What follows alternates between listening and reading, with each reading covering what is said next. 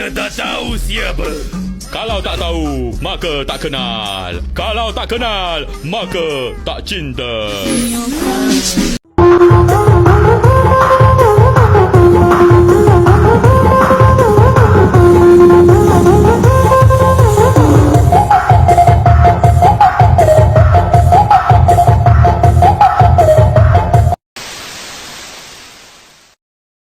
Assalamualaikum warahmatullahi wabarakatuh. Hai semuanya, selamat datang di podcast kita yang akan membahas tentang soal dunia audio. Aku Suci Ramadhani dan aku Raffi dari Edison. Jadi kita bakal ngobrolin tentang program audio. Tapi jangan bayangin ini kayak kuliah, karena kita bakal ngobrol santai aja. nah, benar banget. Nah, biar obrolan kita makin seru dan informatif, kita nggak sendirian nih. Kita udah kedatangan dua tamu kece. Langsung aja, halo Selvi. Halo, wah senang banget diajak ngobrol soal topik ini.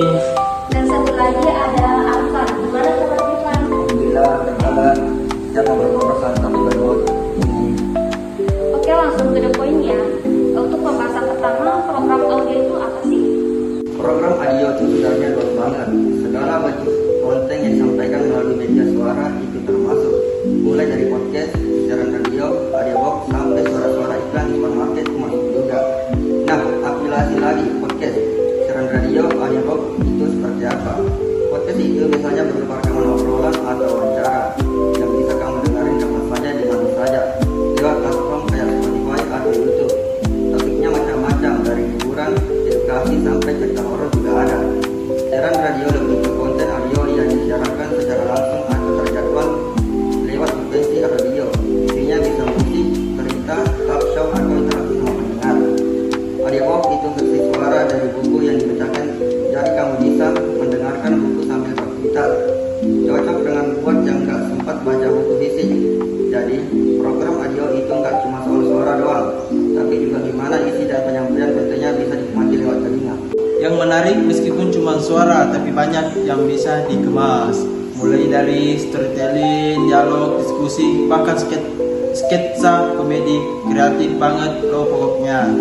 Nah, aku jelasin lagi. Storytelling itu bentuk pencerita, biasanya narasi dari satu orang yang menyampaikan cerita secara runtut, biasa kisah nyata, dongeng, horor atau fiksi. Gaya penyampaian bikin pendengar ikut terbawa suasana.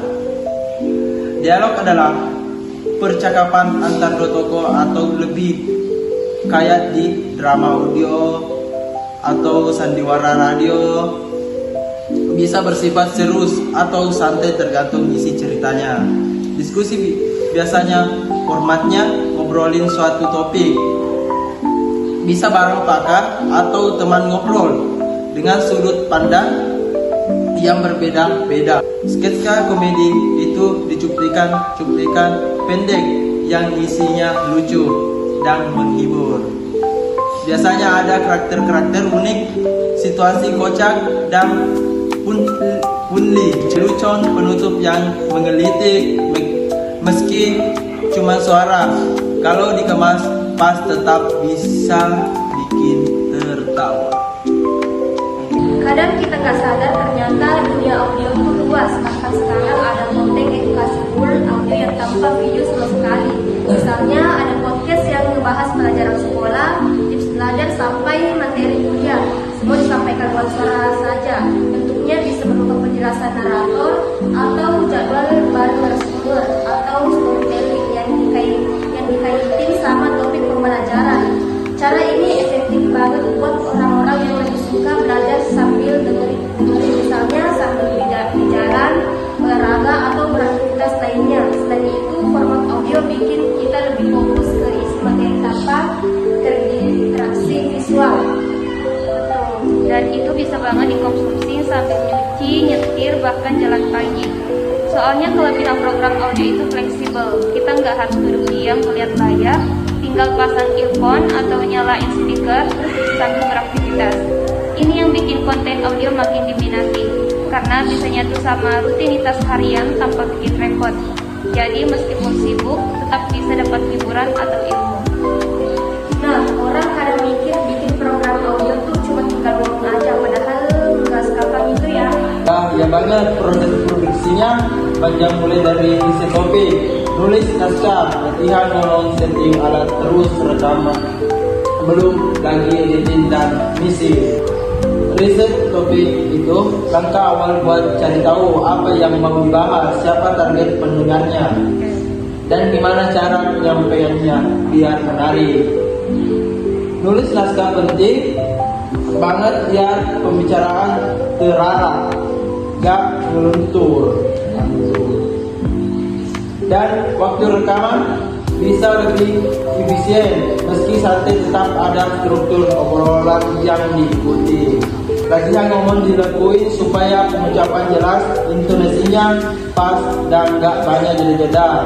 Saat take, apalagi kalau programnya direkam suara jadi satu-satunya modal. Setting alat itu menyiapkan peralatan kayak mic, headphone, dan software. Rekaman posisi mic, volume, dan akustik. Ruangan juga harus diperhatiin supaya hasil audionya bersih. Rekaman adalah proses pengambilan suara, bisa dilakukan sekali jalan atau bertahap kalau perlu ulang beberapa bagian. Setelah itu masuk ke tahap editing dan mixing, yaitu menyusun ulang bagian-bagian rekam, membuang noise, menyesuaikan volume, nambahin efek suara, backsound, dan atau transisi biar hasil akhirnya enak didengar. Misal tanggal yang dangdut, suara motor lewat, atau tiba-tiba mix error. Hal-hal kayak gitu sering banget kejadian, apalagi kalau rekamannya di rumah atau tempat yang belum kedap suara. Suara dari luar, kayak musik tetangga atau kendaraan lewat, bisa masuk ke mix dan ganggu hasil rekaman. Belum lagi kalau peralatan bermasalah, misalnya mix ngadat, kabel longgar, atau software rekamannya tiba-tiba crash. Makanya penting banget buat cek alat sebelum take, dan kalau bisa pilih ruangan yang minim gangguan suara. Tapi yang itu kadang gangguan datangnya tidak bisa ditebak, jadi harus siap mental muda. Duet, kadang suara kipas angin aja bisa bikin hasil rekaman rusak. Suara-suara kecil yang kita anggap biasa seperti kipas angin, AC, atau suara komputer ternyata bisa terekam juga dan bikin audio jadi kurang jernih. Apalagi kalau pakai mic yang sensitif. Itu sebabnya saat produksi program audio sering banget teknisi atau host diminta buat matiin alat elektronik yang bisa bikin noise supaya hasil rekaman lebih bersih dan enak didengar. Kadang pakai peredam suara atau ruangan kedap suara juga jadi solusi biar gangguan suara minimal. Kalau dari kalian biasanya proses produksinya bisa berapa lama sih? Kalau dari persiapan sampai dari konten dia, atau bisa 2 sampai 3 hari untuk proyek dan durasi 15 menit, tergantung tingkat variasi. Proses ini meliputi semua tahap, mulai dari riset topik, menulis naskah, latihan, rekaman, sampai editing dan mixing yang butuh waktu supaya suara terdengar enak dan kontrasnya oke. Kalau materinya kompleks atau perlu banyak sedikit, waktunya bisa lebih lama. Selain itu, ada juga tahap publikasi, di mana konten diunggah ke platform konten atau radio online, lengkap dengan deskripsi dan metadata supaya mudah dilihat pendengar. Ya, dan kuncinya itu konsisten. Kalau niat cuma di awal doang, ya susah lanjut. Harus senang dulu sama prosesnya. Maksudnya bikin program audio itu memang perlu effort terus menerus, enggak cuma sekali 2 kali. Kalau cuma semangat di awal tapi enggak rutin, biasanya jadi berhenti di tengah jalan. Makanya penting banget buat menikmati setiap tahap produksi, dari riset rekaman sampai editing, biar prosesnya enggak terasa beban. Kalau kita senang sama apa yang dikerjain, energi dan ide kreatif akan terus mengalir sehingga program audio bisa terus berkembang dan dinikmati pendengar. Oke, kali ini kita akan ngomongin alat dan aplikasi. Selain ini pakai apa aja sih? Aku sih pakai mix condenser Biasa yang dicolok ke laptop softwarenya Audacity, gratis dan lumayan powerful. Mic condenser itu jenis mikrofon yang sensitif dan bagus buat merekam suara dengan detail. Biasanya dipakai buat podcast atau rekaman musik. Mic ini lebih peka nangkep suara dibanding mic biasa, tapi biasanya butuh power tambahan atau colokan khusus. Audacity adalah software editing audio yang gratis dan open source. Meskipun gratis, fiturnya cukup lengkap buat rekaman, mengedit, dan bikin suara. Banyak podcaster pemula pakai ini karena mudah dipelajari tapi hasilnya tetap profesional. Sekarang sudah kita ke Adobe Audition. Dia lebih fleksibel, tapi pas awal-awal benar-benar cuma pakai HP yang aplikasi bawaan. Adobe Audition itu software editing audio profesional yang punya banyak fitur canggih buat mixing, mastering, dan membersihkan suara. Cocok banget buat yang mintanya hasil rekamannya maksimal dan detail. Tapi buat pemula, tak salah juga mulai dari yang simpan pakai HP dan aplikasi rekaman bawaan. Meski fiturnya terbatas, tapi sudah cukup buat belajar dasar-dasar rekaman dan bikin konten sederhana. Berarti nggak harus mahal ya? Enggak harus, yang penting paham cara pakainya. Bahkan suara yang dihasilkan dari alat sederhana bisa bagus kalau ngerti tekniknya. Intinya, alat canggih itu memang membantu, tapi yang paling penting adalah pengetahuan dan teknik rekaman. Misalnya cara mengatur jarak mic, posisi bicara, serta menghindari noise sekitar. Dengan pemahaman yang baik, mic sederhana sekalipun bisa menghasilkan suara jernih dan enak didengar. Jadi jangan minder dulu kalau belum punya peralatan mahal. Fokus belajar dulu cara yang benar. Nanti kualitas kontennya bakal naik juga. Nah, soal suara, kalian pernah nggak sih latihan suara biar enak didengar? Pernah banyak, aku sampai ikut kelas tulis speaking online. Latihan, artikulasi, intonasi, bahkan belajar bahasa ekspresi. Aku lebih sering dengerin rekaman sendiri, terus evaluasi. Misalnya suara aku terlalu monoton, berarti next harus mainin tempo atau ekspresi. Dengerin ulang rekaman sendiri itu cara efektif buat mengerti kekurangan dan kelebihan suara kita. Kalau suara terdengar monoton, biasanya pendengaran bisa jadi bosan. Jadi penting buat perhatikan tempo cepat lambatnya bicara dan ekspresi suara, kayak nada senang, serius atau penasaran.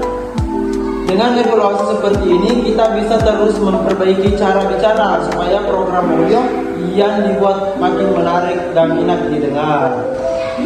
Serem juga ya dengan suara pas awal-awal kayak itu suara saya.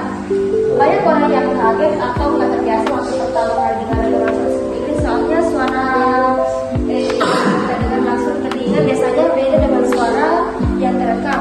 Suara rekaman biasanya lebih jelas, kadang terdengar lebih tinggi atau rendah dari yang kita bayangkan. Karena saat kita bicara suara juga diteruskan lewat belakang tenggorokan, makanya wajar kalau awal-awal terasa aneh, tapi lama-lama bakal biasa juga. Bener banget. Tapi lama-lama terbiasa ya. Memang awalnya banyak yang merasa aneh atau nggak nyaman dengar suara sendiri. Tapi kalau sering dengerin rekaman, kita jadi lebih familiar dan bisa nerima suara kita apa adanya. Selain itu, kebiasaan ini juga bantu kita belajar memperbaiki cara bicara dan intonasi supaya rekaman jadi lebih enak didengar.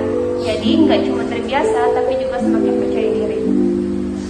Oke, selanjutnya kalian ngerasa nggak sih sekarang tuh tren program audio makin naik?